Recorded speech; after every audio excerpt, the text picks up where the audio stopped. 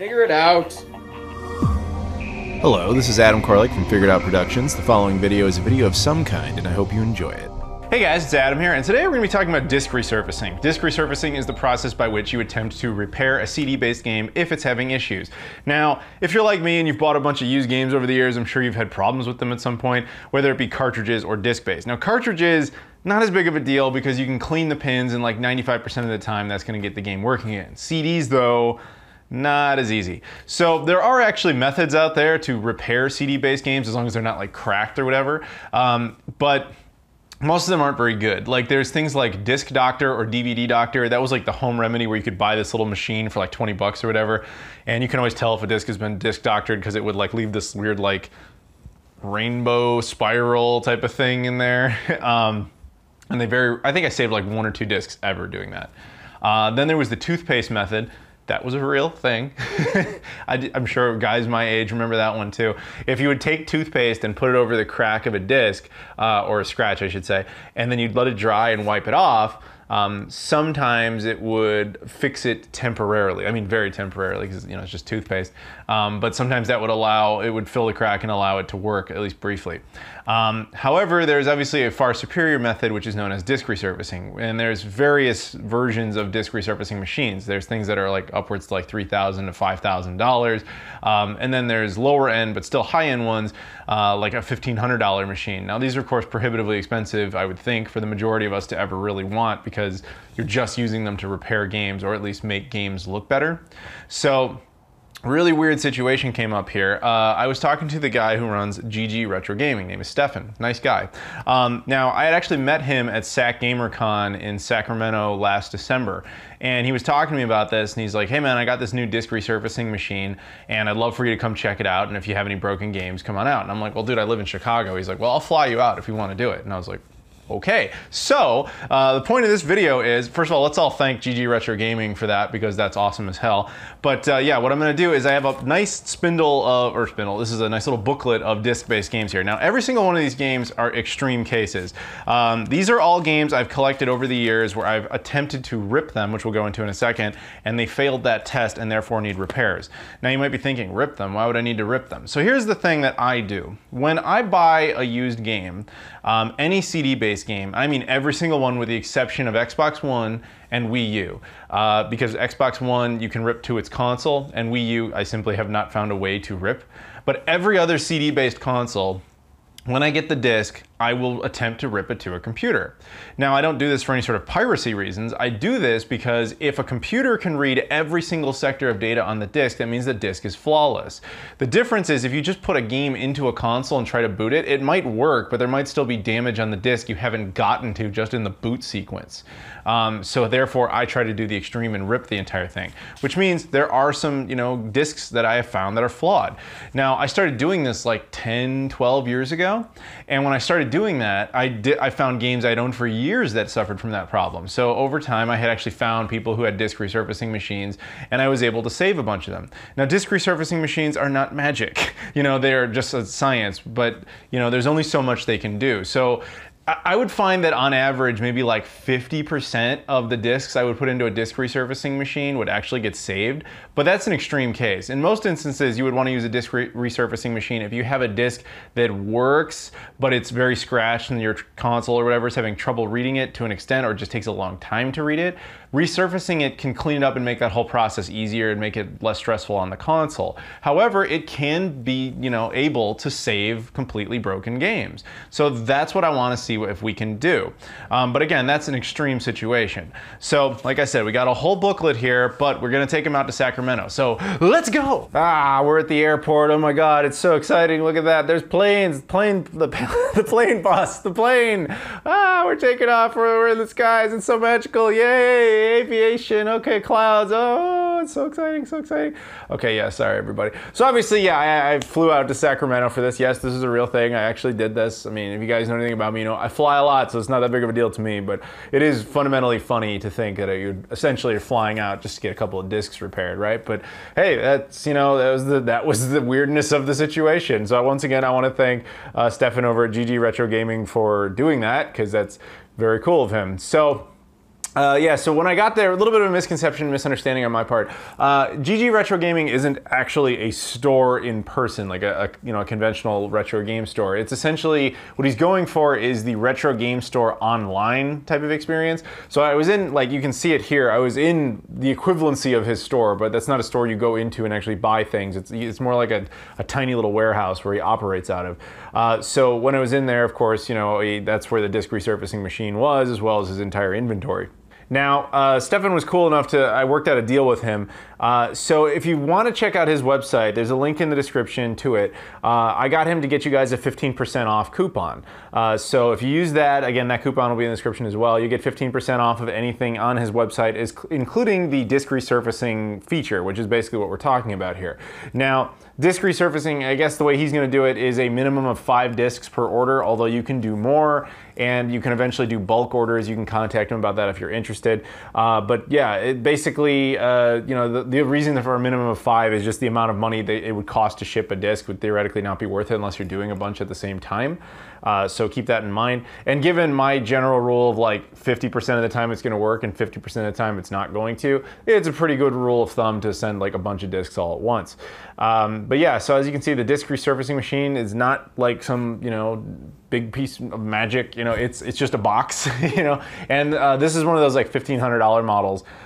So it's very simple. You just put the disc in, as long as you've cleaned, the lid and everything, and there's obviously more components to it, but basically it just goes ahead and puts it down and then just polishes out the disc as best it can, and then theoretically buffs out any sort of surface scratches. And if you get rid of surface scratches, there's less places for light from the lens or the laser to reflect and therefore fail to read. So that's the idea. Now, in a lot of cases that will work. In a lot of cases you'll restore a disc. In a lot of cases you'll enhance a disc, so that the console has less of a difficult time reading it, even though it already operates. And in a lot of instances you'll actually be able to successfully restore a disc entirely. At least that's of course what we're going for. So, what were the results like? Well, here are the results right in front of you. Now, everything you see here in a case was successfully restored. I had the cases aside and I was able to, test them all. I ripped every single one of the discs that you see in front of you on this pile and the ones that are still inside of here, or I attempted to, I should say. And the results are very mixed. They pretty much follow exactly along the lines of my 50-50 rule. I ripped a total of 17 discs, or I should say I had a total of 17 discs cleaned. Of that, 10 were successfully restored and 7 were not.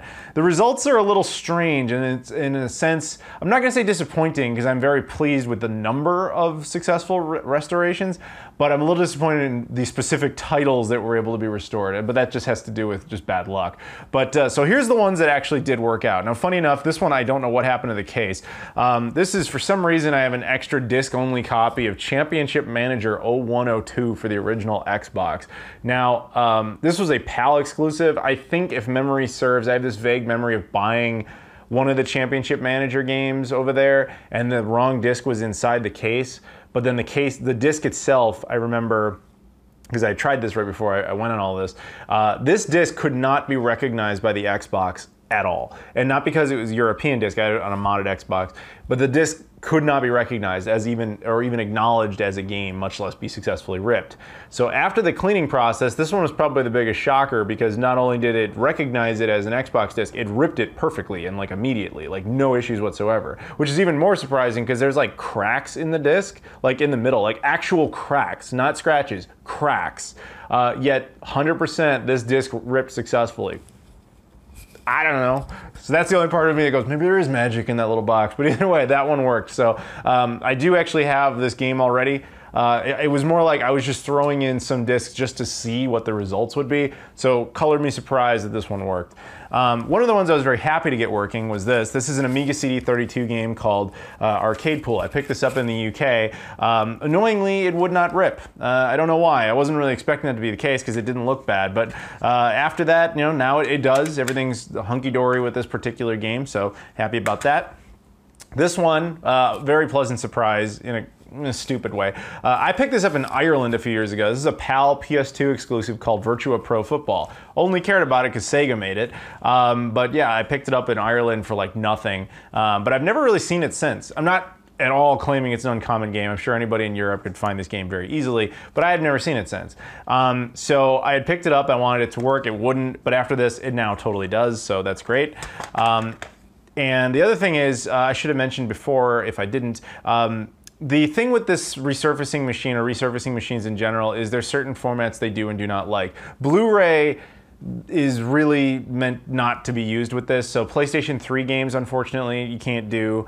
PS4, Xbox One, you can't do. And Wii U, you can't do. However, one that you can do is GameCube. And that's kind of unique because a lot of disc resurfacing machines can't do GameCube for two reasons. One is the obvious, which is it's like a mini disc. So it means it requires extra parts. In that case, this situation, that's not an issue. It actually totally works fine. The other thing about GameCube, and I learned this from a buddy of mine who actually used to work in a video game store and had one of these disc resurfacing machines, not this particular one, but a different one. He said that those can be tricky because the way Nintendo actually put the data onto the disc, the temperature that's created by a disc resurfacer can split the data off of the plastic and actually completely destroy the disc. So it really depends on what type of machine you actually have. Now, fortunately, in the case of this, GG Retro Gaming Stefan has the correct type of machine to allow for GameCube, which is awesome. Unfortunately, of the 4 GameCube games I threw at it, only one was successfully restored, but hey, I'll take it. Unfortunately, it was like the dumbest one in there. Winnie the Pooh's Rumbly Tumbly Adventure. Hey, it works now. Well, you know, I can't knock that shit. It works. And another couple ones. This one was another complete surprise. I picked this up, I'm not even joking, I picked this up in a dumpster dive a few years ago. Turning Point, Fall of Liberty. This was a really terrible first-person shooter, but it was fun, like in a really dumb, it's so bad, it's fun way. This disc was absolutely just garbage, like completely destroyed. I only threw it in there just to see like what possible results would come of it. And stunningly, it actually successfully ripped.